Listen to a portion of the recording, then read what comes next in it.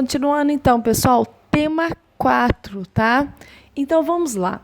O que aconteceu então após a Revolução de Fevereiro, que o pessoal marchou, tirou o czar Nicolau II? Foi instaurado um governo provisório, liderado pelo menchevique, tá? Alexander.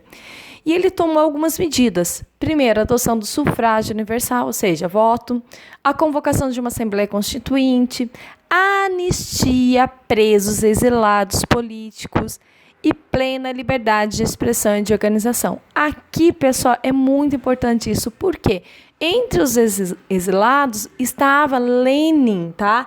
Lenin estava exilado na Suíça e retornou à Rússia e apresentou aos bolcheviques as chamadas Teses de Abril. Lembre-se que os bolcheviques eram o grupo radical aí da Rússia. O que determinava, então, essas Teses de Abril? Nelas, ele defendia a retirada do país da guerra, ou seja, da Grande Guerra, o confisco das terras dos latifundiários, a ruptura com o governo provisório e a tomada de poder pelos sovietes, tá? É nesse contexto, então, que a gente entra na nossa segunda revolução, a famosa Revolução de Outubro. Na Revolução de Outubro, então, os bolcheviques, isso vai ocorrer em 1917, comandados por Lenin e Leon Trotsky, atacaram o Palácio de Inverno, sede do governo provisório, e tomaram o poder. Lenin, então, passa a presidir o Conselho de Comissários do Povo e adotou uma série de medidas. Primeira medida tomada por Lenin, então, ou seja, pessoal, a Rússia passa a ser agora em diante socialista. Primeira medida, a confisco de terras da nobreza e da igreja e sua distribuição aos camponeses. A simplificação da língua russa escrita. Não sei como, gente, não é por nada não, mas eu não entendo nada de russo, aquele povo é muito estranho. Mas continuando.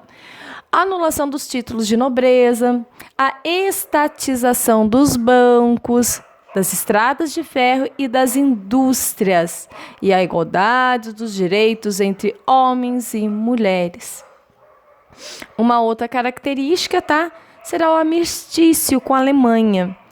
A Rússia, então, sai da guerra, tá?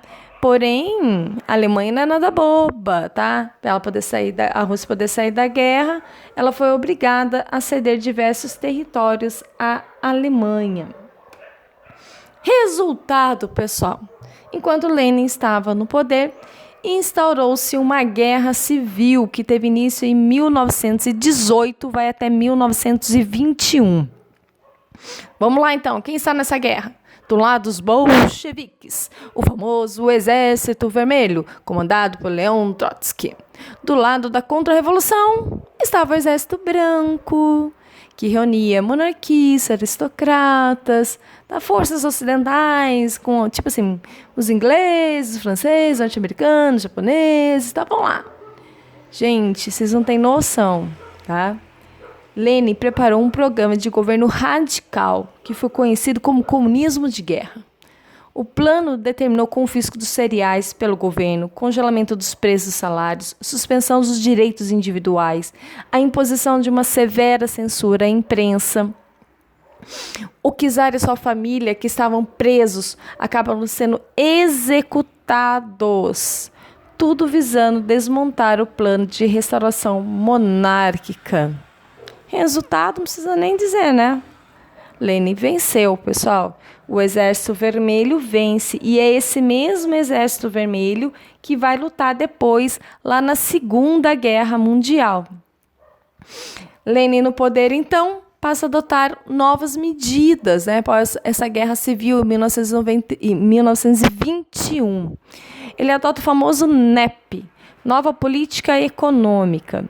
O que era o NEP, pessoal? Primeiro, ele adotou medidas capitalistas que visavam incentivar a produção. A exemplo, abertura de pequenas e médias empresas agrícolas, industriais, liberou os camponeses para vender seus produtos, permitiu a entrada de capitais estrangeiros no país, sob a forma de empréstimos, cedeu transportes e sistema financeiro, que permaneceu sob o controle do Estado. Pessoal, e aqui? O que aconteceu? Em 1922, foi criada, então, a União das Repúblicas Socialistas Soviéticas. soviéticas. Beleza, pessoal?